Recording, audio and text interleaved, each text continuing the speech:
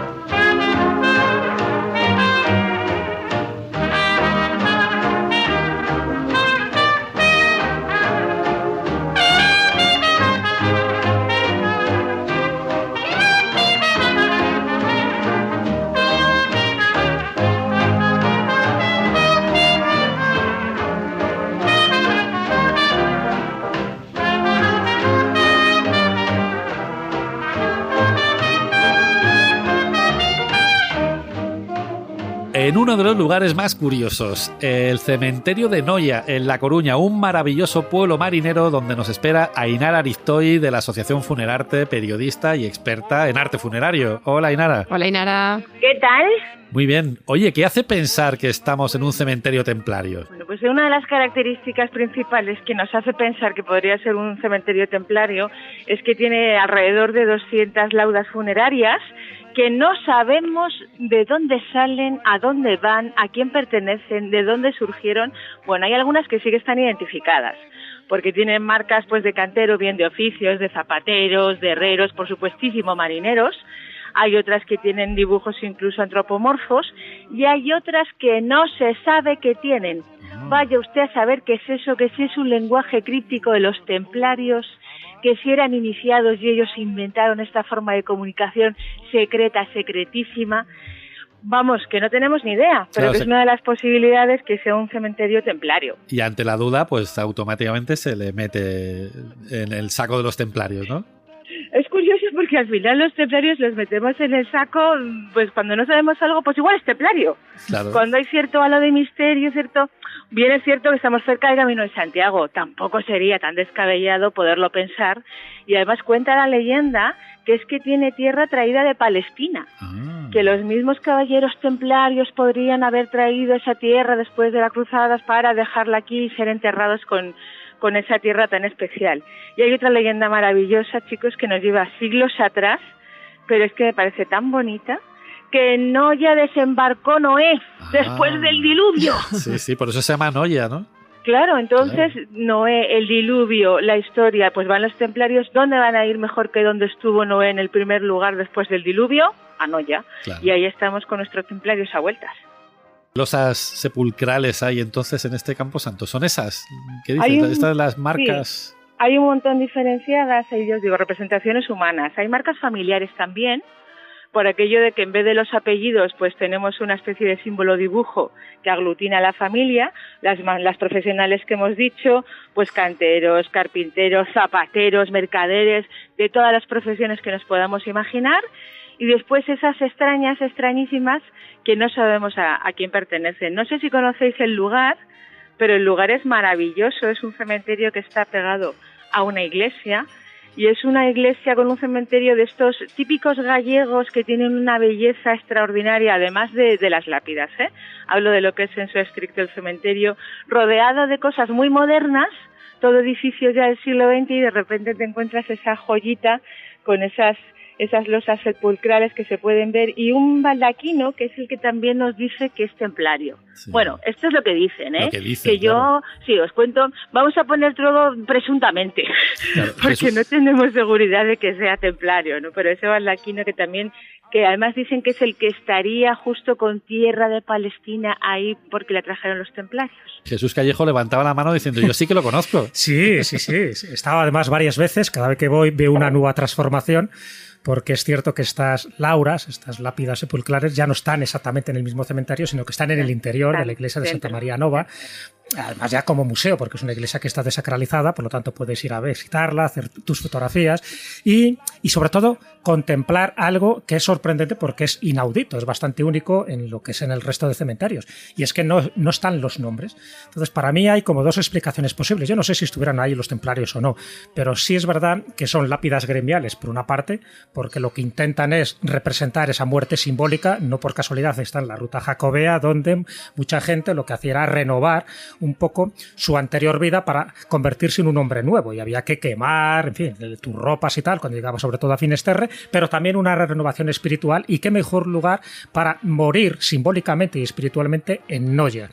Y por otra parte, es verdad que en aquellas épocas no se sabía leer y escribir, y una forma de representar también a estos gremios pues era a través de los usos y lo más cotidiano de sus oficios. Por eso hay un ancla cuando son marineros, incluso también una concha, o bien hay un pie o una regla de medir cuando son zapateros y cosas similares. Por lo tanto, es cierto que estamos hablando de una parte esotérica de esos gremios que ponían ahí un poco su impronta para reflejar ese elemento espiritual y simbólico que tenía el camino jacobeo, y por otra parte posiblemente haya una función mucho más prosaica y mucho más mundana de lo que nos podemos imaginar. Bueno, que de cosas, pero yo creo que tenemos que seguir la ruta con mucha pena, porque madre mía, qué bonito y qué interesante todo, ¿no? Tengo una propuesta antes de irme. A ver, propon rápidamente.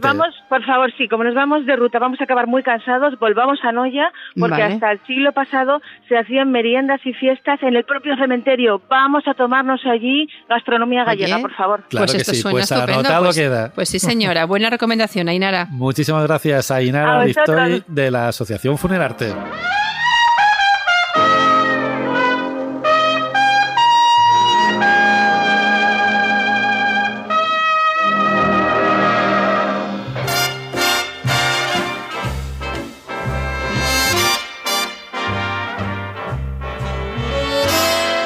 This can't be love because I feel so well. No sobs, no sorrows, no sighs. En la historia en ruta nos venimos a Ponferrada a ver el castillo, uno de los más grandes, más interesantes y más templarios de España. Es el típico castillo que construimos en el Exin Castillos, ya sabéis. Esto solo lo entenderás si tienes unos añitos. La entrada es espectacular. Está defendida por el típico foso, el típico puente levadizo y los típicos torreones con almenas, unidos por un arco. ¿A qué os acordáis de la infancia? Bueno, para llegar al patio interior tienes que pasar por una especie de pasillo que es una verdadera trampa mortal para los que intentan colarse sin permiso. Fíjate. Se dice que ocupa el solar de un castro celta sobre el que construyeron los romanos, los visigodos y después ya en el siglo XIII los templarios. Tiene 12 torreones que se relacionan con los 12 signos del zodiaco, los 12 apóstoles, los 12 trabajos de Hércules o los 12 meses del año. El 12, veis, siempre ha sido un número mágico. Por eso hay quien dice que es un castillo zodiacal y que esconde algún mensaje secreto. Los templarios llegaron a León en 1144. Hay constancia de un tal Fulcado, maestre templario, correteando por aquí ya por esas fechas. En 1178, Fernando II de León cedió Ponferrada a los templarios para que le protegieran a los peregrinos del Camino de Santiago. Era la mejor manera de asegurar la frontera con Al-Ándalus. Nada más llegar, Los templarios empezaron a levantar el castillo y entonces, durante las obras, se obró el milagro. Andaba un templario dándole al hacha ahí, cortando madera para las obras del castillo, y de repente se encontró dentro de una encina una imagen de la Virgen Negra de la Encina, patrona del Bierzo, otra Virgen Negra. Dice la tradición que Santo Toribio de Astorga la había escondido allá por el año 450 dentro del árbol. Eso se cree. No es que Toribio dejara allí un post-it explicándolo todo, no lo dejó. O sea, es lo que se dice, ¿no? Y como viene siendo habitual en estos casos, los templarios aprovecharon la obra del castillo y ya que tenían a los obreros contratados, los aprovecharon para levantar una basílica consagrada a la Virgen de la Encina. Hoy puedes ir a visitar a la Virgen, pero verás una copia. La original desapareció en el siglo XVI.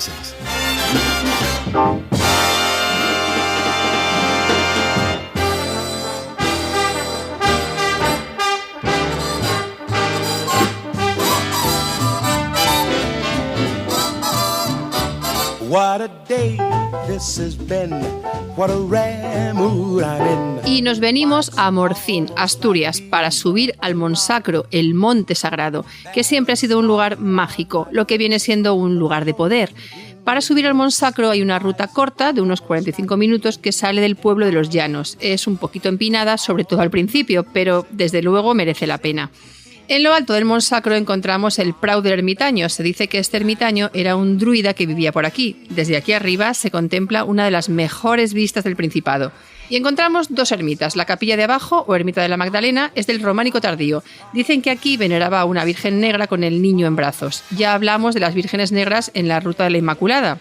Cultos sincréticos que sustituían el culto a las piedras y a la diosa madre. Os recomiendo que lo escuchéis.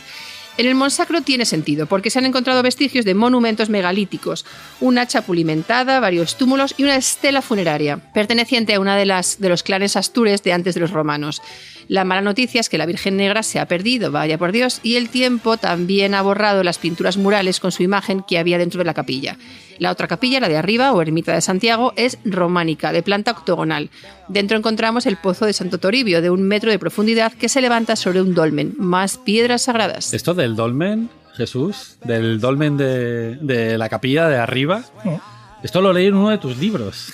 Hombre, para algo sirven mis libros. Efectivamente, eso nos sirven de mucho porque, vamos, es increíble.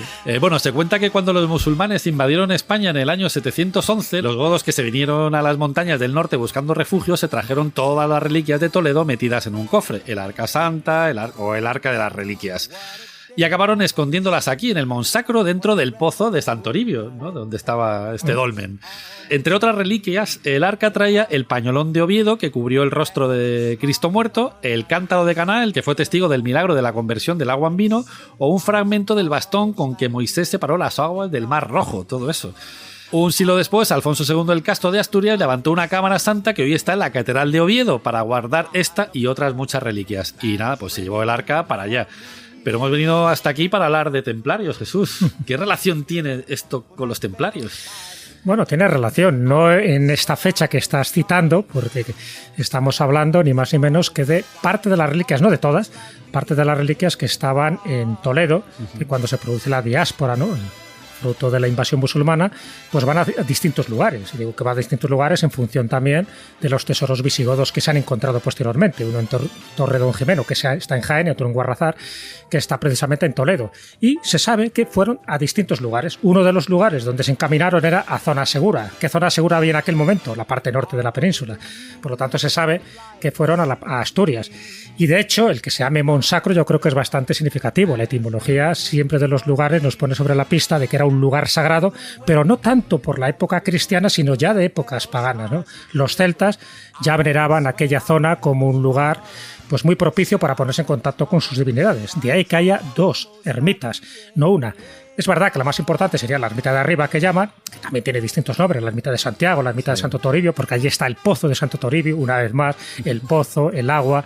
Y luego, evidentemente, los templarios tuvieron mucho que ver en esa zona, pero ya en una época posterior, porque es cierto que ahí va ese primer arca de reliquias, donde incluso hay una apertura posterior, ¿no? Cuando Alfonso II el Casto crea esa capilla que luego se queda como anexo a la catedral actual de Oviedo, pues hay una apertura de reliquias en el año 1075 donde uno de los testigos de privilegio era el Cid, ni más ni menos. Estaba Doña Urraca, estaba el monarca y estaba el Cid, y ahí es donde se ve lo que había en ese arca, que hasta ese momento era una especie de leyenda. Y lo que hay en ese arca, lo más importante sería el famoso pañolón de Oviedo, y luego otro tipo de reliquias como esas que acabas de citar, que bueno, que está por demostrar que realmente sea eso. Pero sí es verdad que se consideró un lugar sagrado porque estaban esas reliquias sagradas. Luego los templarios se sabe que durante un tiempo estuvieron en esas dos capillas haciendo, en fin, sus meditaciones, no tanto como una especie de encomienda, ¿no?, que tenía una función más bien económica, sino en este caso una función más espiritual. ¿Por qué? Porque lo que se estaban es alimentando y suministrando de las energías que ya tenía ese lugar desde épocas paganas, desde épocas romanas y por supuesto desde el momento que se cristianiza aquello. Claro, es que dicen que los templarios asentaban respecto a tres grandes características, ¿no? Los asentamientos. O era por una función puramente estratégica y puramente defensiva, cuando les daban una encomienda para que defendiesen la frontera del Islam. Podía ser comercial, ¿no? Cuando, bueno, pues había un sentido mucho más comercial, pues en las grandes rutas o en el Camino de Santiago para proteger a los peregrinos, y estas terceras zonas de asentamiento que serían las espirituales, ¿no? Donde se supone que han dejado menos constancia documental, pero se supone que iban ahí, pues eso, a realizar ciertos ritos, ¿no? Exactamente, y sin embargo ninguna de esas tres que acabas de citar es la que le corresponde oficialmente, porque en teoría era para proteger a los peregrinos, claro, que tenían una función de protección y a veces también de sanación, porque algunos de esos lugares también tenían sus hospitales. Es decir, que la mayoría de los hospitales eran sanjuanistas, pero bueno, también había alguno que correspondía a los templarios. Pero de esas funciones, para mí la más importante era la espiritual. Está claro, ¿no? Porque lo que buscaban era esa comunión con las energías telúricas y cósmicas, y esa comunión te la dan los lugares más elevados. En el caso del Monsacro, estamos hablando de 800 metros de altitud, pues te da esa sensación. Pero también buscaban, efectivamente, la estrategia, es decir, lugares donde ellos pudieran controlar el territorio, y por otra parte, como no, ese era evidente, la parte comercial y financiera que les podía suministrar. En el caso del Monsacro, la comercial y la financiera no tenía mucha razón de ser, a diferencia, por ejemplo, pues del castillo de Ponferrada, que sí reunía todas esas circunstancias.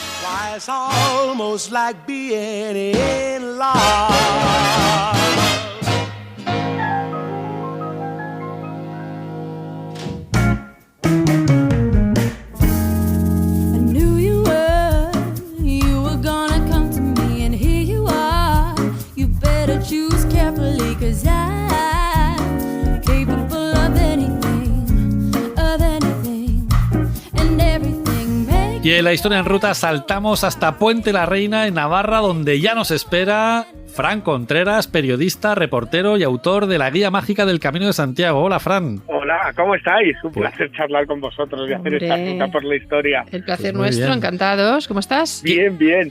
Al pie del camino, en la encomienda templaria Navarra, Puente la Reina, Gares. Sí, ¿qué tenemos que ver aquí en Puente la Reina? Bueno, es lugar clave. Lugar clave no solamente marcado por la historia, sino por la leyenda y por eso que nos gusta el misterio y los misterios. Puente la Reina, Gares, es la encomienda templaria.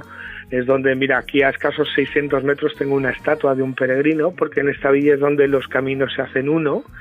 Aquí se unen, se vertebran el camino que nace o que sale desde Roncesvalles y el que sale desde Jaca, el camino navarro y el camino de Aragón, y es una ciudad marcada por la historia. El puente más conocido del Camino de Santiago, el puente de los peregrinos o el Puente Viejo, uno de los puentes más populares de España, de 110 metros de longitud por 4 metros de ancho, con 7 arcos y 5 pilares, marcado por la leyenda de la Virgen del Chori, un pajarito que iba a limpiar la imagen de una virgen, de la Virgen de Lepuy, que iba allí todas las mañanas a limpiarle la cara. Un puente ascendente y descendente, muy vinculado al iniciático juego de la Oca y el Camino de Santiago. Es el primer gran puente que te encuentras en el camino, vinculado al puente que hay en el tablero del juego de la Oca, y una villa templaria por excelencia, fue fundada por Alfonso I el Batallador, el rey templario, el rey del Grial, Amfortas lo llamaba Eschenbach en la literatura caballeresca medieval. Estuvo en manos de su primer maestre, que fue, si mal no recuerdo, Fray Grison, y aquí tienes un lugar alucinante, y estoy a escasos 10 metros, no entro porque si no perderemos la cobertura, y es la iglesia del Crucifijo y un Cristo que es totémico, el Cristo de la Pata de Oca, que es simplemente fascinante y completamente vinculado a los caballeros templarios. El Cristo de la Pata de la Oca, madre mía, es que ya solo el nombre es un misterio. Claro. Pero dicen, bueno, Jesús sabes más, seguro, dicen que es renano. Sí, lo atribuyen como Cristo renano, sí, es verdad, sí, del siglo XIV además, con lo cual es verdad que ya le pilla un poco ya tardío a los templarios.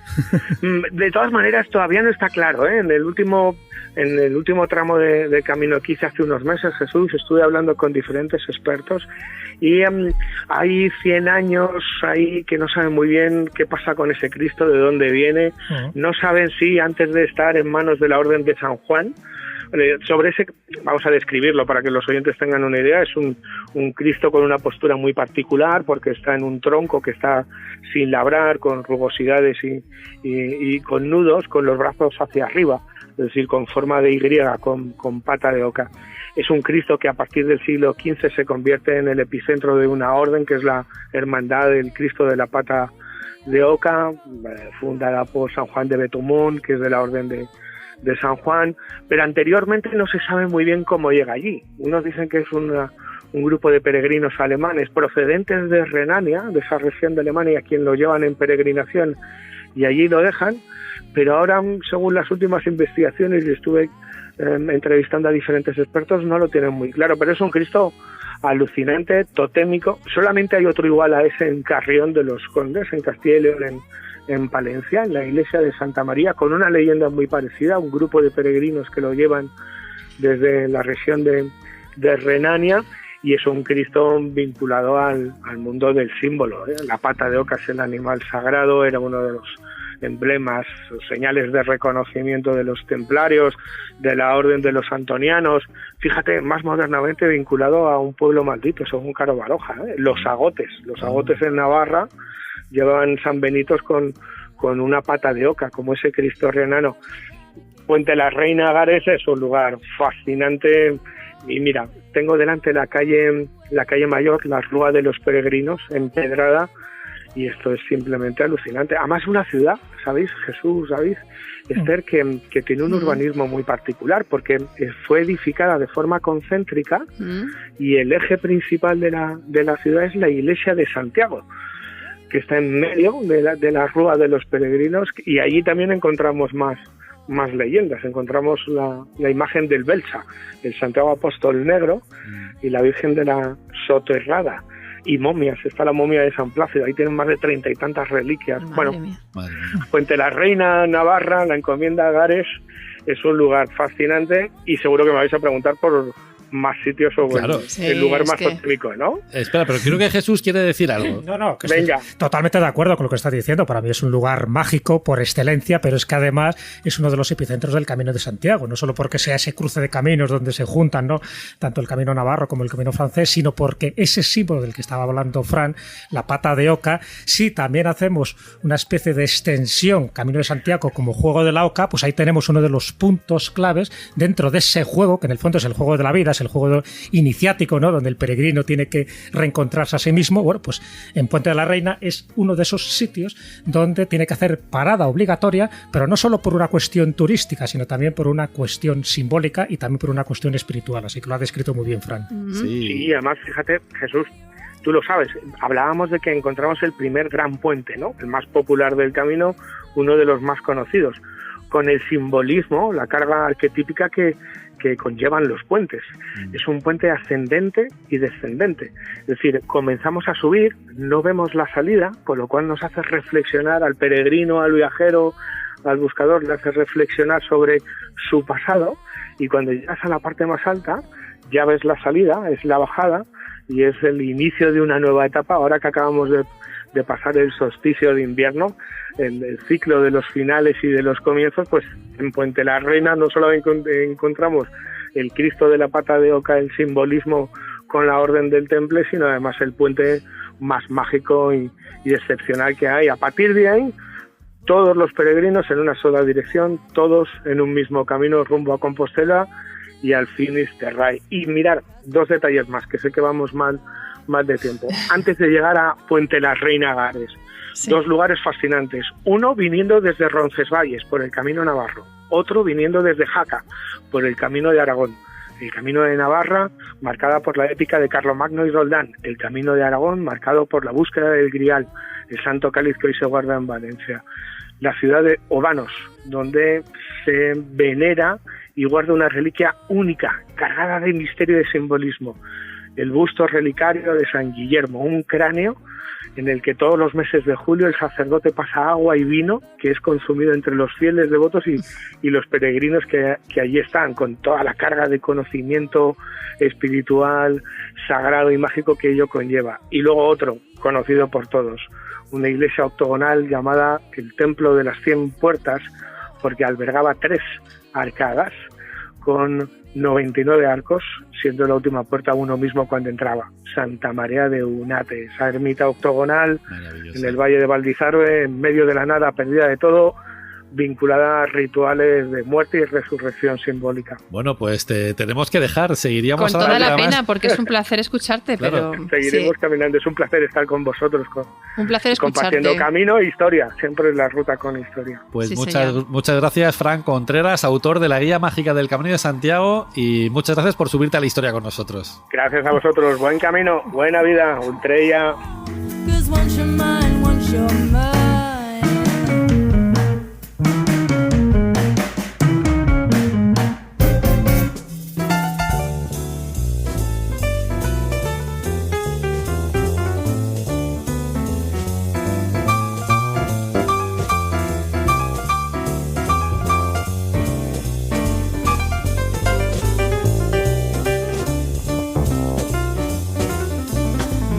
Told me that I was right out of my head, the way he described it. He said I'd be better dead than alive. I didn't listen to his jive. I knew all along that he was all wrong, and I knew that he thought I was crazy, but I'm not. Oh no, oh no, no, no. My analyst told me that I was right out of my head. He said I'd need treatment, but I'm not that easily dead. He said I was the type that was most inclined, went out of his sight to be out of my mind, and he thought I was nuts. No more ifs or ands or buts. No, no, no, no. They say as a child I appeared a little bit wild with all my crazy ideas, but I knew I was something, I knew I was a genius. What's so strange when you know that you're a wizard at 3? I knew that this was meant to be. Hey, hey, hey. En la historia en ruta nos plantamos en el Parque Natural del Río Lobos, en Ucero, Soria, para encontrarnos con las huellas templarias de la ermita de San Bartolomé de Ucero.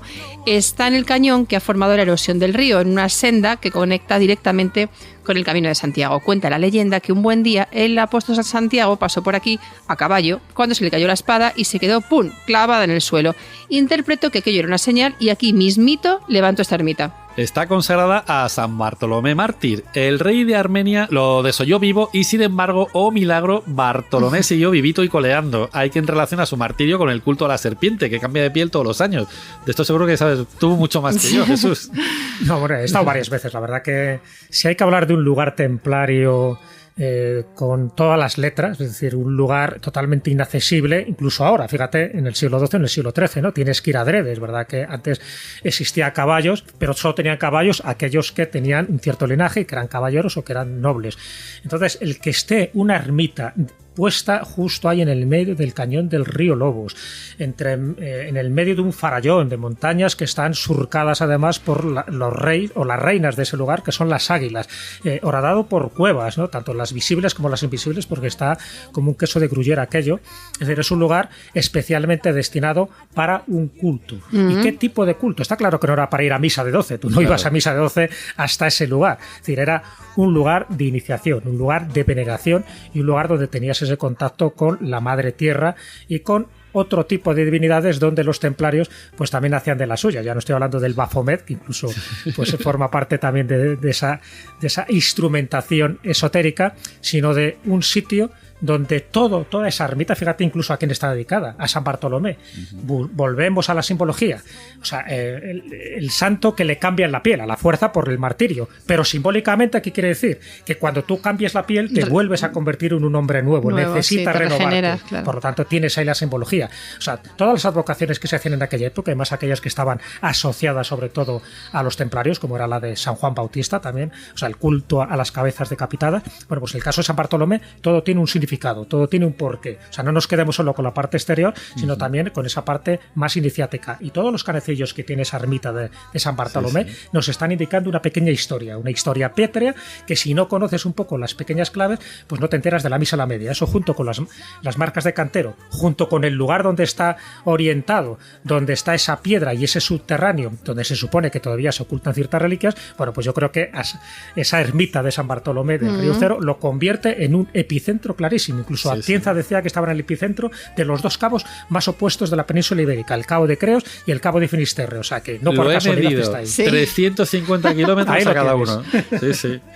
Bueno, y además eso, que hay una cueva, ¿no? Que dicen que también que pudo haber sido un lugar sagrado justo enfrente de la ermita donde se adoró, dicen, a la gran diosa madre, que también era muy querida por los templarios. Claro, es que está lleno de cuevas, pero es verdad que a ver, es curioso, hay que visitarlo, ¿no? Porque así ahora contado queda un poco como frío, ¿no? Hay que visitarlo por eso, por el lugar donde está enclavado. Pero es que justo la ermita está en el medio de una cueva que estaría representando la parte femenina, en fin, ya sabes, la oquedad, la parte húmeda, en fin, toda la parte de lo que se supone que era cultos de fertilidad a la Tierra Madre. Y las cuevas siempre se asocia al culto femenino.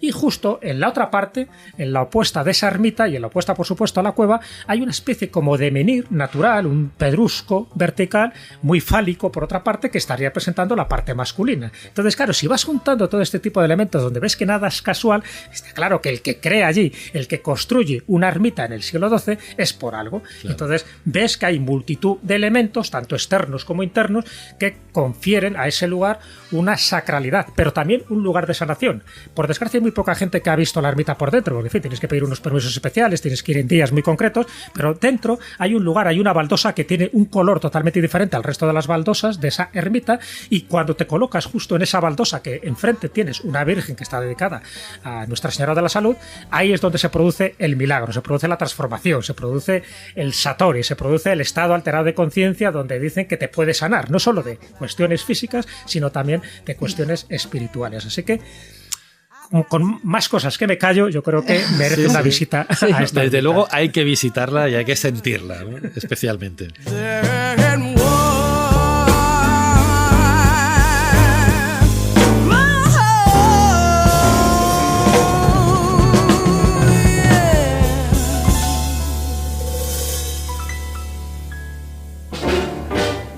Rocks out here on the chain gang, breaking rocks and serving my time.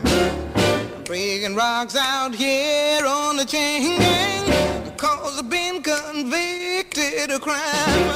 I hold it steady right there while I hit it. Well, I reckon that ought to get it working. I'm working, but I still got so terribly far to go. Y en la historia en ruta se nos está complicando la ruta, se nos está haciendo mucho más agradable de lo que pensábamos, pero claro, se está estirando, así que tenemos que cortar por lo sano y nos vamos a ir a tomar Portugal. Que no quiere decir a tomar Portugal, que parece. Pero podríamos tomar Portugal también, ¿eh? Vamos a cruzar la frontera para venir a conocer esta ciudad donde vamos a encontrar una de las joyitas templarias, el Castillo de los Caballeros de Cristo. Dicen los expertos que está inspirado en la iglesia de la Vera Cruz de Segovia. El castillo se levanta sobre un antiguo templo romano, empezó a construirse en 1160 cuando Alfonso I de Portugal le cedió a los templarios un terrenito en Santarém, muy cerca de aquí, para que le vigilaran la zona y le defendieran pues de los ataques musulmanes, como hacían habitualmente.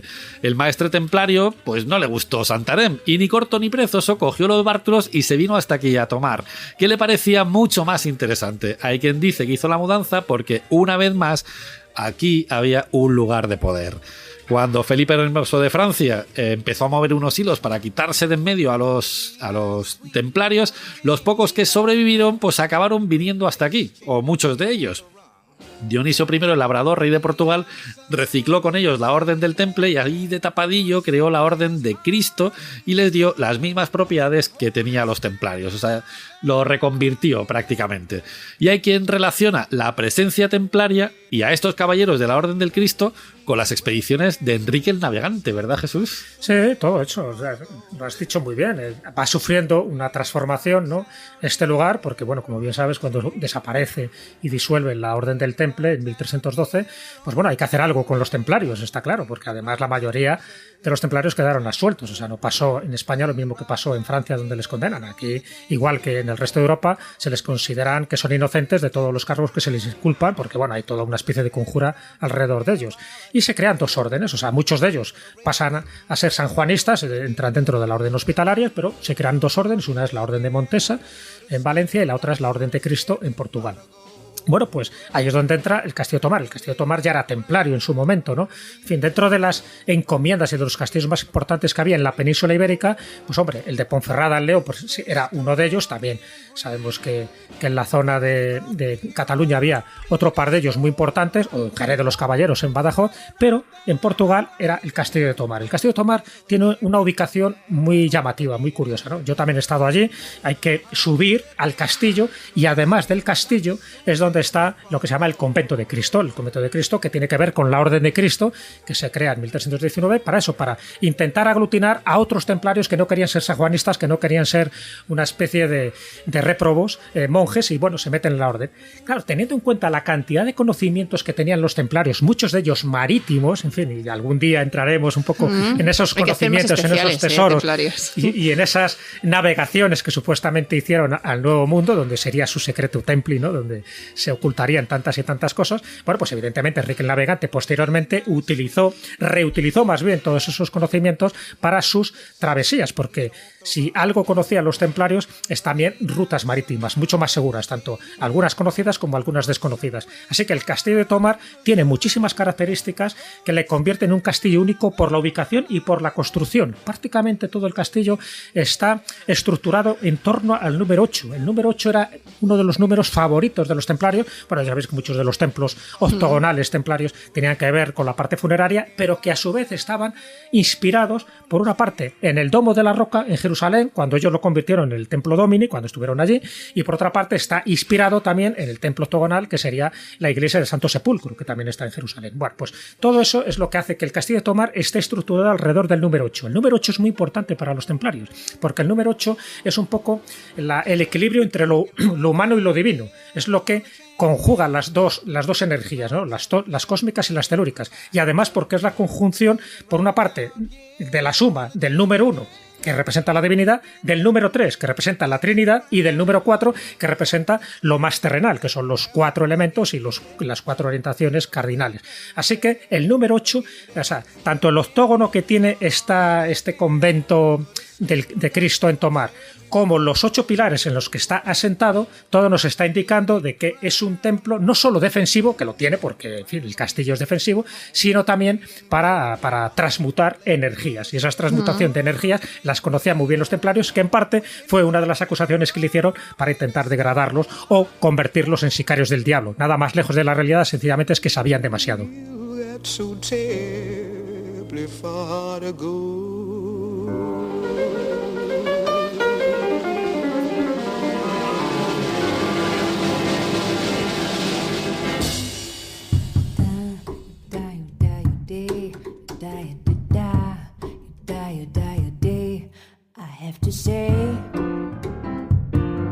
To say I hate is wonderful.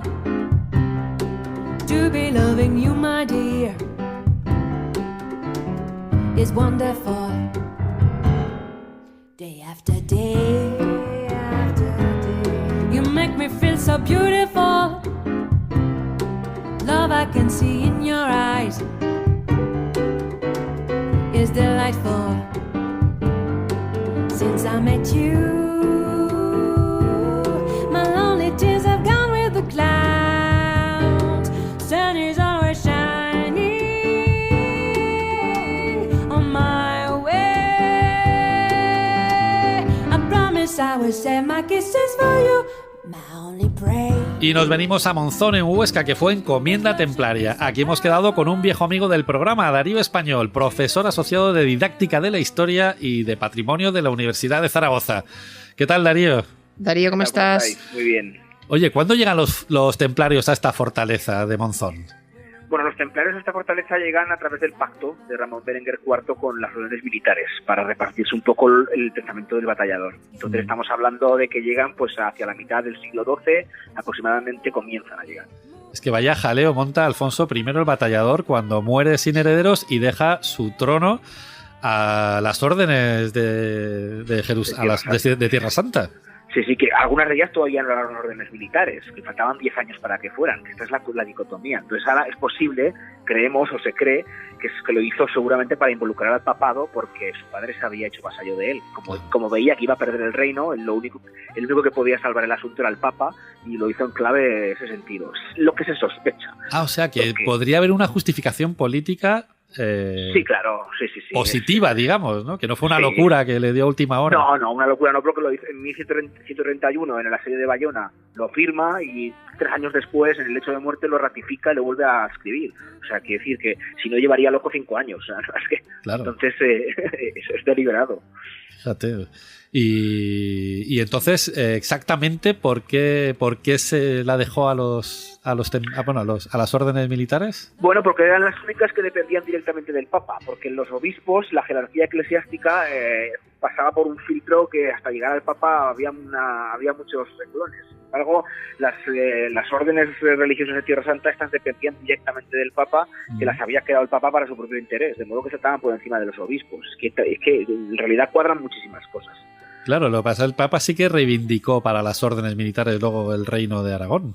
Claro, la cuestión es que el Papa luego pues ya dejó en sus manos qué interpretación hiciera el Papa, y el Papa hizo la interpretación que él quiso. La cuestión es que le salió bien, porque le dieron a las órdenes militares a algunos de los feudos más ricos, pero al fin y al cabo todo siguió su curso, sus herederos fueron los que heredaron realmente, o sea que le salió bien esa jugada. Le salió bien tanto a Alfonso I como al Papa, claro.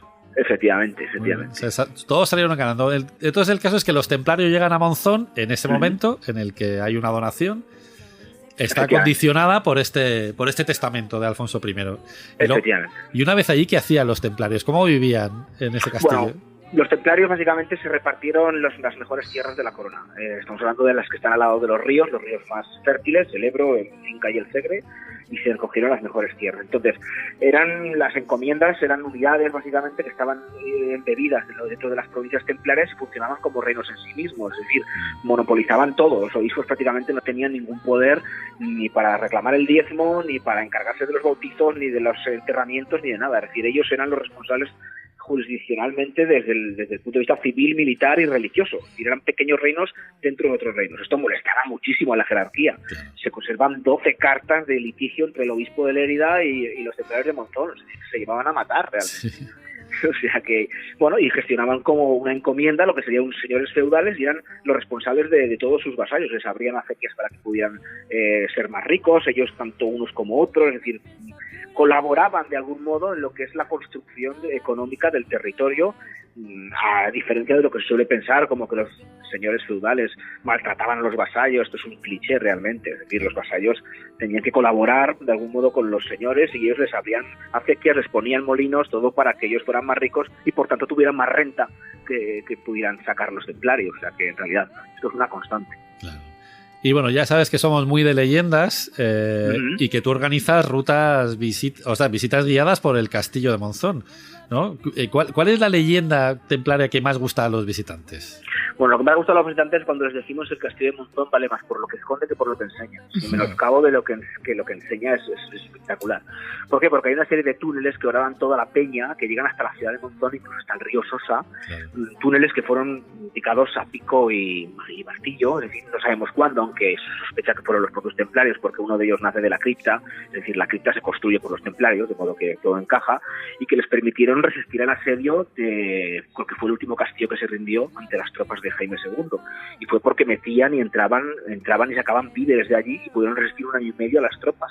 Hay una carta, de hecho, que dice que le dice al que está asediando el castillo, le dice el rey que venga, que tiene que rendir el castillo. Le dice, no, es que ¿sabes qué pasa, Alteza? Que es que me entran y me sacan víveres del castillo, y es por estos túneles. Que el ayuntamiento tiene previsto a medio plazo, quizás que se pudieran visitar incluso, pues porque alguno de ellos se puede entrar y se puede ver, realmente. Bueno, Darío Español, muchísimas gracias por subirte a la historia con nosotros. Un placer. Un gusto, que vaya bien, saludos. Desirable, electrical, incurable, inescapable, immovable. So exceptional, wonderful, wonderful, yeah, wonderful.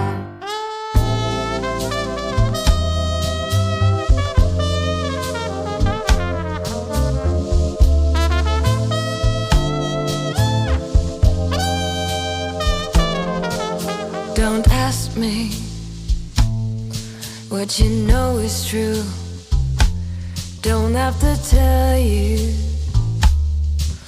I love your precious heart.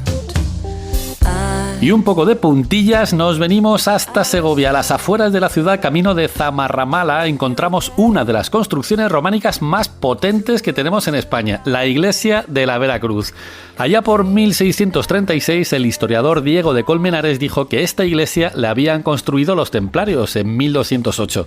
Desde entonces, casi nadie se ha atrevido a llevarle la contraria, aunque no todo el mundo está de acuerdo. Dice una leyenda que el tesoro templario está enterrado debajo de esta iglesia, uno de los grandes tesoros templarios. Es otro tema recurrente en la leyenda del temple. Una subtrama de esta leyenda dice que si te atreves a buscar el tesoro, los caballeros allí enterrados lo defenderán a muerte y no pararán hasta que te dejen totalmente muerto matado. Pero bueno, si hemos venido hasta aquí en realidad es por la Veracruz, pero no tanto por la Veracruz como por la mujer en ruta que descubrió la Veracruz.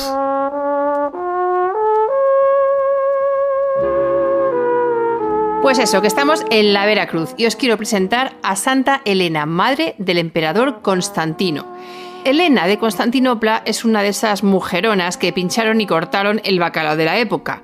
Era la madre de Constantino, el emperador romano que permitió el libre culto del cristianismo en aquella época de la Roma politeísta.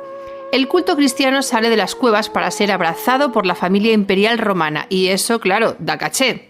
El concilio de Nicea, en el año 325, marcó el punto de inflexión del cristianismo. Mira, lo que pasa es que el pueblo no tenía muy claro esto del cambio de fe, y Constantino, ni corto ni perezoso, mandó a su madre, que tenía la señora 80 añazos, de turismo a Jerusalén, para que le buscara pruebas fehacientes, eso sí, de la existencia de Jesús. Al principio, pues mira, la cosa se le dio regular, tirando a mal, porque claro, entonces no había Google Maps y así no hay forma de encontrar nada, mira. Así que ella misma decidió cuál era el lugar donde habían crucificado a Jesús. Dijo, ¿has visto ese templete dedicado a Venus? Pues me lo tumbas y te pones a cavar, que seguro que la cruz está ahí abajo. Y oye, efectivamente, la arqueóloga Elena era la más afortunada de la historia. Descubrió 3 cruces idénticas. ¿3 cruces? 3. La de Cristo y las de los ladrones que también murieron con él. Madre mía. Lo encontraba todo. Decidida a aplicar el método científico para averiguar cuál de las 3 era la buena, Santa Elena hizo que una pobre mujer agonizante se tumbara ahí, sobre las cruces. Se la cogió, la sacó del hospital y la metió ahí a las Le cruces. dijo, vamos a ver cómo funciona esto. Al tumbarse sobre la tercera, milagro, la desahuciada recobró la salud. ¿Cómo te quedas? Pues topicueto. Se levantó tan campante y salió ahí a testimoniar el prodigio. Pues muy bien, lo que tenía que hacer. No contenta con este milagro, Elena obligó a un cortejo fúnebre a pararse allí mismo. La señora tenía restos. Sacó el cadáver del ataúd, lo tendió ahí sobre la cruz, tal cual, y oye, resucitó. Y resucitó, madre mía. Resucitó. Era esta la prueba irrefutable. Bueno, no me extraña, si la cruz resucitaba a los muertos, vamos. Y dijo, esta es la cruz de Jesús, la buena de la buena, la verdadera. La Veracruz. Y allí mismo levantaron la iglesia del Santo Sepulcro. De vuelta a casa, Santa Elena se llevó de souvenir los 3 clavos de Cristo y para su hijo le llevó un trozo de cruz engastada en piedras preciosas. La otra mitad la dejó allí, en el templo. Pues muy bien. Fue generosa. Gracias a Santa Elena, la devoción a la Santa Cruz cundió pronto por toda la cristiandad y empezaron a proliferar las reliquias, entre otras esta de la Vera Cruz de Segovia, que es la buena, la verdadera de verdad, de la buena de verdad. Pero de la buena. De la buena. Santa Elena es patrona de los arqueólogos. A ver. No podía ser de otra manera, claro. A ver si no, de los detectives y de los matrimonios difíciles. Ahí lo dejo.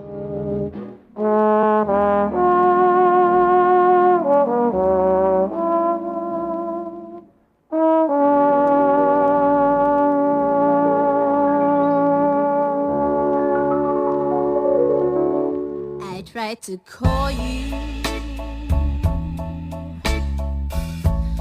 but you didn't answer the phone.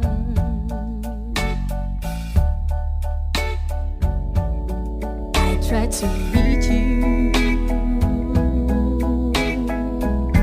but you are so high above.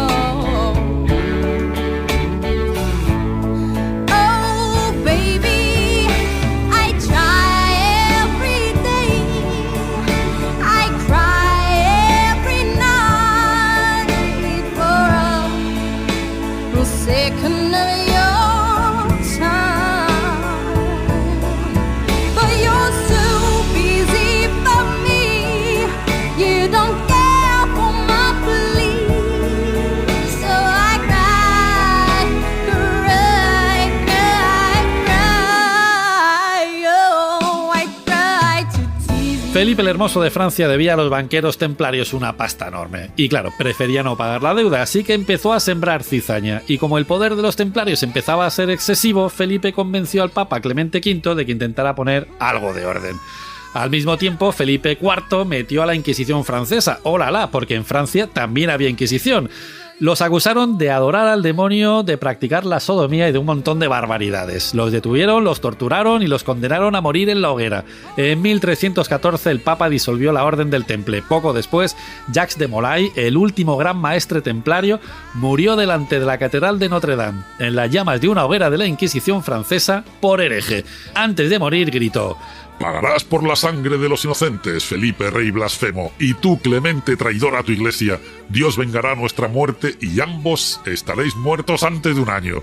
Casualidad o no, un año después al Papa le dio por morirse y enseguida Felipe tuvo un accidente de caza que lo dejó totalmente muerto-matado.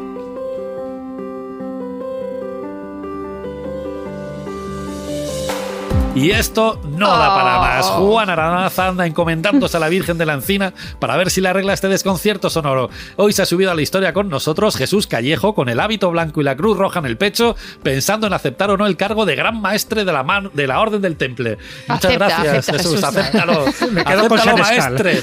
No, me quedo con Senescal. Gran maestre es mucho título para mí. Y a los micrófonos Esther Sánchez y David Botello preparando el pico y la pala para salir a buscar alguno de los tesoros de los templarios. Os esperamos en la próxima ruta. Si quieres acompañarnos, ¡súbete a la historia!